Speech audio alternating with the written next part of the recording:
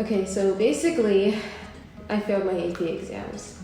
After all that big talk about how to study for your AP exams and how I studied for 24 hours, in the end, I flunked them. One step forward, two steps backwards, yeah. Last year I took 2 AP exams. I took the AP World History and I took AP Comp Sci. AP Comp Sci was supposed to be a super easy test. It was supposed to be a automatic 4 or 5 with the right amount of studying. Oh. It was too late until I realized that I wasn't studying correctly. Basically, all of my time for studying for AP exams last year, I was studying incorrectly. So anyone who is out there struggling to try and study for the AP exams, they don't know where to start, they don't know what to expect, take it from me, from somebody who's learned from their past mistakes, and I'll teach you exactly how you need to study to get a 5 on your AP exam. And if you're wondering, why should I trust this person? I don't know you. You don't look very trustworthy, seeing as all those low grades you got last year. Listen, that was last year me, okay? It's 2022 now, and I'm a new person. I know how to study, okay? I have spent the past year in quarantine learning and devoting myself on how to study. Oh, by the way, I have no biggie, but I have all A's, and I'm a pretty big deal. That's like a 4.64 GPA. I am also planning to take the AP Chinese test, hopefully, fingers crossed, I want to. And I'm also going to be trying to learn Chinese better so I can take that test. I don't know, I just really want to take the AP Chinese test because I'm learning Chinese and Korean right now as a junior in high school, so to be able to take that test and to pass it would feel really good for me. But at the same time, I'm not in any school-related Chinese course right now, so it would be a challenge and it would be totally self-taught. I don't really know if that's going to be a possibility, but hopefully it will, and we'll see if my hard work pays off. The first class we're gonna go over is AP Bio. I have some resources and some tips and just general things that I'm doing that might help you as well. So the first thing I'm gonna talk about are the basic resources that pretty much everyone uses. For example, the AP Bio book. There's plenty of books out there that can help you, but my school is using the Campbell AP Bio book, I believe, only because that is also our textbook. So I think we're gonna be coordinating those two a lot, and we haven't used it quite yet because we're not done. We're still on unit 8, I believe. We're on unit 8 right now. Luckily, my school embedded a time to review for the AP test, so basically they've already mapped it out for me. But if you're not as fortunate, that's okay. You could take your time whenever you have time over the weekend or after school, or maybe even with your teacher, and map out when you're going to start reviewing all your old lessons, because it's been a while. You definitely don't remember what the cell.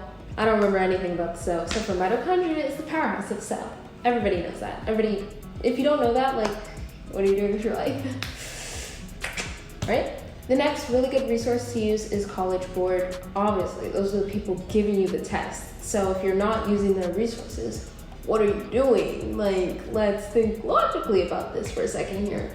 College Board has every single topic and every single subtopic that you would need to know.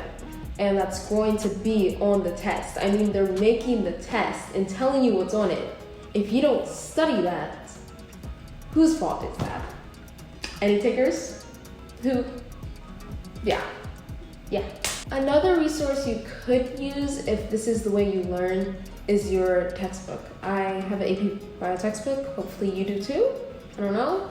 But you could also use your AP Bio textbook. The only reason why I would not is because one of our weekly homework assignments is to read a chapter in the book and take notes on it.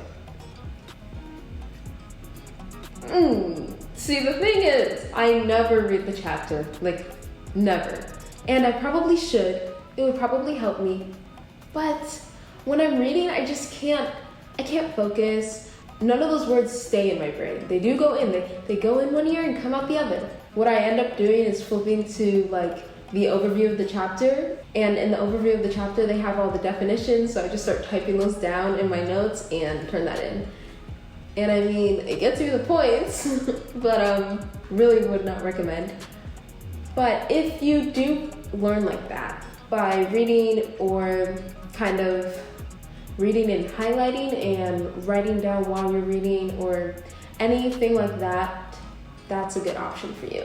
I'm personally one of the visual learners. I know it's kind of a trend to say like, I'm a visual learner. I learn through pictures and colors and rainbows and sparkles. But I mean, I do. So what I do instead, I watch a YouTube video on the chapter of what we are learning. Usually I do it when we're about to have a test, and that's when it comes in handy. And it just, I don't know, it's a lot easier to understand when somebody is talking to me and drawing me pictures. So I try to find videos that have little animations or drawings on them. I mean, it just makes it a lot easier. Like Crash Course is another random YouTuber, like you've never seen them before, but they've done like a course on AP Bio, but they have that one course and that's it. But I watch him a lot, and then Amiibo Sisters. Yeah, I know it's kiddie, right? So that's what you watch in 6th grade, but it helps for me. So if you are one of those visual learners and if you're not in it for the trend, I would recommend that. So now some tips on how to study for the AP Bio exam. I'm sure you can watch videos out there, but my number one tip, if you listen to nothing else, ask your teacher. They are there for a reason. I promise you, they will help you if you ask them questions. Maybe you have to go a little early in the morning. Maybe you stay after school. Maybe it's during your lunch. Maybe you have a free period and they're also available. I don't know what it is, but whatever it is, take that chance and talk to them. I know sometimes it can seem a little intimidating or scary, or it might seem like, I'm gonna look stupid in front of the teacher if I ask them a question, but you're not. And everything's gonna be okay. They like answering questions. I mean, that's their job. That's what they get paid to do. If you don't ask them a question, you're not gonna learn, okay? Let me give you a nice little example. You have a test coming up. All right, and for AP Bio, there's always like multiple choice and free response, right? You don't really wanna take your chance with free response. So you go to your teacher. Hey, I had a question on this free response. Do you know if I really need to know this, or, and they'll eventually, you just gotta tug it out of them. But I'm just giving you little tips for, regular tests, because that's how you get an A class with those tests. I'm telling you, I flunk a lot of tests in AP Bio. I get a lot of F's and D's and not really good grades. But you pick it up with some other tests and you make up for it. That's my number one thing. Ask your teacher questions, lots of questions, and not just in class, make extra time for them. That's when you'll really get that one-on-one attention, and it will just answer all your problems. So I don't see the problem. I don't see why you wouldn't do that. I shouldn't be talking because a lot of times I'm like, I don't know what they're talking about and I just don't ask questions. But take it from me, you should. It helps. I do it all the time, kind of. I do. Another thing is to make sure you do AP practice tests. They should be in your AP prep book. If not, probably ask your school or your teacher if they have access to College Board, like old tests. They might not, I don't know, really depends. Like I'm saying, ask questions, it helps. Practice tests are always the way to go, especially for science and AP Bio. You just have to get used to that format. Luckily, I have a very, very, very helpful school, very helpful teacher. He gives us our regular tests in the AP College Board format. I mean, you couldn't ask for a better practice test. Every single test you have in class is in the format of your AP college test that's coming up. Maybe you have a really good teacher and it's great. Maybe you have a really bad teacher but they might still have access to those College Board tests. They just don't give them, you know? Some teachers, they have like teacher access to College Board and all that good stuff. So yeah, if not, check online. The web is always your friend for the most part. And I'm sure there are lots of AP practice tests on those, like old ones, or you can just look at the format and get familiar with it. Also on College Board, there should be practice tests that are they're unique to each unit. So they have multiple choice practice tests and free response practice tests.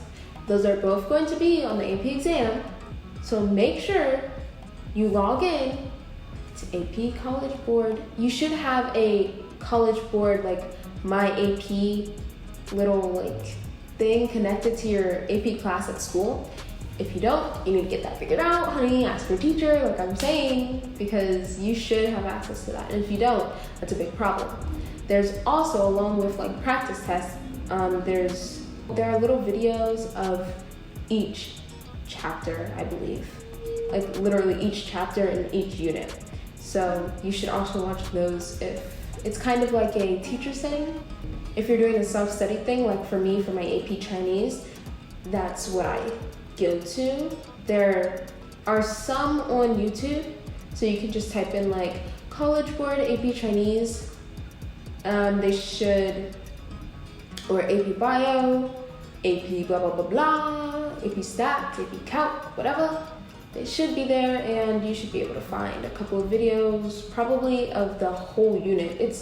It should be all of the units in all of like the chapters, or at least like the main ones that are going to be focused on for the AP test. I think they're all available on YouTube. Correct me if I'm wrong in the comments though, because like don't even get on me like if you can't find them, that ain't my fault. I didn't make YouTube. Yeah, other than that, just make sure you have really good time management. That was actually one of my biggest problems, was time management. I did not really, I planned out stuff, but I just never go by my calendar. I plan out so much, I just never go by my calendar. So make sure you go by your calendar. College Board also has this really great thing where they show you how much percentage of each unit or like a chapter is going to be on the test. So I'm gonna tell you straight right here. Are you listening to me? Look at me. If Unit 3 is 5 to 10% of the test, of the exam, and Unit 8, Unit 8 is like 15 to 20%, let's use some common sense here. Which unit should we be studying the most?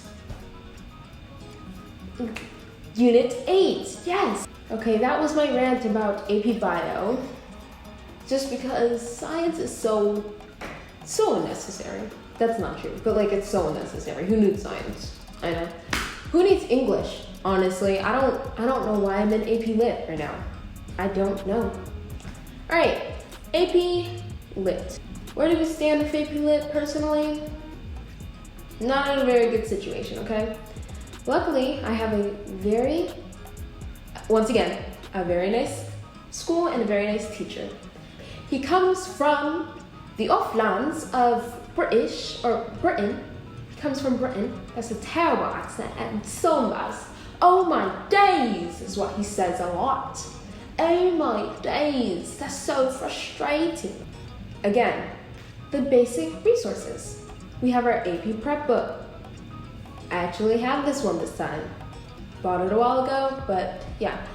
It includes AP practice tests, as it should, if it doesn't return it. And it is a great overview on all of the chapters and topics that will be talked about in the AP exam. However, do not think that this alone will save you, because these are not the only AP practice tests you should be doing. I know from experience. I am having a lot of trouble with AP Lit this year. We take AP practice tests a lot. He is so gracious to us, and he gives us lots of AP practice tests. It doesn't feel gracious. I feel terrible. I'm like, why are you doing this to me? Stop. Like two every week, and I'm like, what are you doing? That's not true. It's probably like one every week. But he's doing it for a good cause, okay? When I get a 5 on the AP Lit exam, I'm not gonna be mad. I'm not gonna be mad. That's just the truth. College Board, like I told you, from AP Bio, has all the same stuff. Videos, practice tests. Well, actually, I'm sure it does. I've just never used them yet. Other unique things. It tells you what's gonna be on the test, what the percentage is on the test. They literally make the test. I'm struggling in AP Lit. We're getting 50% on the multiple choice. Multiple choice. 50%. Hope I'm in frame. I don't even care anymore. My camera stopped recording, but I really want this video to come out for you guys, and I really want you guys to have all the information that I prepared. So, we're redoing literally 20 more minutes worth of food. I'll just skip to the good stuff, okay? AP practice tests. They're important, we all know. We need to make sure we are doing those over and over again. If not, we are not going to get used to the format that the AP practice test is in. For example, the format of the multiple choice questions. If you don't know what that format looks like, I'm gonna explain it to you right now. It has the section of poetry or prose or story or whatever that is that you are going to be basically annotating and reading. Has that section, and then it has multiple choice questions, probably like around 7, 9-ish questions on that section of reading that was right before it. Make sense? Great. The free response. There should be around 3 free response for the AP Lit test. There is one on poetry, one on prose, and an argument free response. Poetry and prose free response. They give you a piece of poetry or prose. You read through that, and you should know through countless tiring work of doing practice tests before the AP exam, basically. You should know the formatting, and you should know what they want from you. I'll read examples of what the formatting is going to be like. I'm gonna say blank for the names because I literally can't read for my life and I don't know how to pronounce these names, so yeah. In Natasha's poem published in 2012, the speaker remembers a day spent fishing with her father. Read the poem carefully. Then, in a well-written essay, analyze how Natasha uses literary elements and techniques to convey the speaker's complex relationship with her father. Or they give you the poem, and then you answer the question, all right? Same type of thing, except for I think this is prose, or it's a short story. So, the following excerpt is from Kate Chopin's short story, Respectable Woman, published in 1894. In this passage, Blank has an encounter with her husband's old friend Blank, a visitor at their home. Read the passage carefully. Then, in a well-written essay, analyze how Chopin uses literary elements and techniques to convey Blank's complex response to her encounter with Blank. You'll see where I'm going with this. In a well-written essay, analyze how whoever uses literary elements and devices and techniques and blah blah blah blah to convey blah blah blah blah complex response to blah blah blah blah. It's always the same thing, okay? They give you a strict format that they follow, so it's easier on the person and it's fair to everybody else. Practice is literally key with this. If you just keep practicing these AP tests and these essays, you'll get the format in no time and you'll know exactly what they want from you. There are these AP mark schemes on the College Board website which tell you the 6 boxes you need to tick on each of your essays. It's like a thesis, it's like evidence points and sophistication points and like something else. And there are 6 points that you need to get in order to get a perfect score on this essay, basically. I'll give you also an example of what an argument essay prompt would be. Here's one. Works of literature often depict acts of betrayal. Friends and even family may betray a protagonist. Main characters may likewise be guilty of treachery or may betray their own values. Either from your own reading or from the list below, choose a work of fiction in which a betrayal occurs. Then, in a well-written essay, analyze how that betrayal contributes to an interpretation of the work as a whole. In a well-written essay, analyze how blank contributes to an interpretation of the work as a whole. That's always going to be your basis question for one of these argument essays. As well as they're always going to tell you, you have to use a novel. There's no story, there's no poem, there's no anything like that. You have to use an outside source that probably your class has read and that you have memorized quotes from to use to get your evidence points, because you always need to be using quotes in these essays. There's also this website called Simple Studies. I'm pretty sure it's not called that anymore, but if you look up Simple Studies, it will show up. It has resources on there on like AP tests or just other courses if you're interested. They have like a terms list, right, for AP Lit of literary devices and techniques, and they are the technique or the device or whatever, and then the definition. Go on to Quizlet, memorize, and learn those devices, because there's gonna be a time on the test where if you did not do this, and I mean like repeatedly, not like you spend 3 days on it, you know it for like 5 days, and then when the test comes, you don't know anything, right? I mean, from the span of when you start studying to the span of the test, make sure you're studying those all throughout there. Just going over them like 5 a day, every day. Once again, make sure you pace yourself. That's a simple one. One of those basic things to know. Know how to pace yourself. I have so much trouble pacing myself. I am so slow. Like I literally like spend 5 minutes on a question, and you do not have that type of time for the AP test. So I would recommend when you're doing those AP practice tests from wherever you get them, your teacher, college board, online resources, things like that, that you time yourself. So if it's like 17 questions, you give yourself like 20 minutes. Lastly, have those little like panic resets.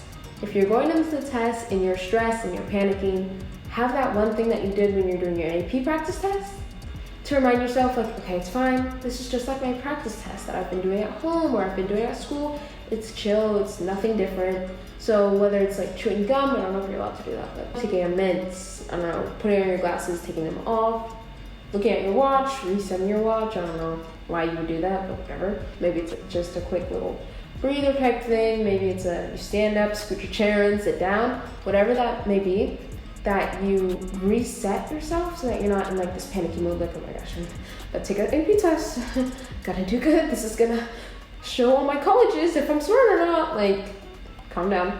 Yeah, I think that's all I have for right now, so I hope you guys enjoyed this video. If you did, please give it a big thumbs up.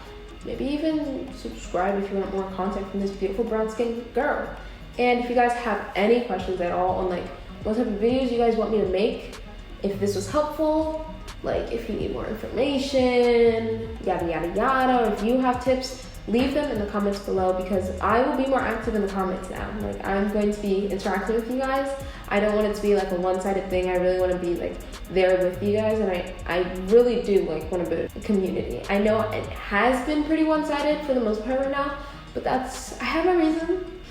You guys don't know how many projects I have for you guys. Literally, I think you guys will be really excited, but yeah. Tell me if you want to see more Korean-related content, Chinese-related content, study-related content, or just more vlogs. I'm planning to do vlogs like in Korean and in Chinese. That's it. Share it with your friends if you want like to tell your friend, oh, look at this great video I found on how to study for your AP exams. I'm so excited. Or I'm so nervous. Let me know what AP classes you guys are taking, because I'm kind of interested to see what other people are doing this year, how heavy people are going, just because we've just came back from, and I just want to know what people are doing. I'm taking it kind of light this year as well as I did last year. I only took 2. We're gonna go slowly back into school. However, this young lady has all A's and a 4.64 GPA. Like, you better watch out, because those 5s on those AP exams are coming. They're coming like you've never seen them before, and it's gonna be great, and I'm excited and nervous, and I really want to do more like educational based content for you guys, because I feel like that's a better way to drive my channel and a better way for my channel to go. And thank you so much for the support over the last months. I mean, my Instagram has been growing, my YouTube has been growing. You guys got like 100-something thousand views on my Korean video, like cooking in Korean. That's crazy. I'm mind blown, literally. But I already have 10K, so hopefully that Q&A special is coming up. Other than that, I think I'm pretty much done, and I hope to see you guys in the next video. Bye. I'm so happy. Bye.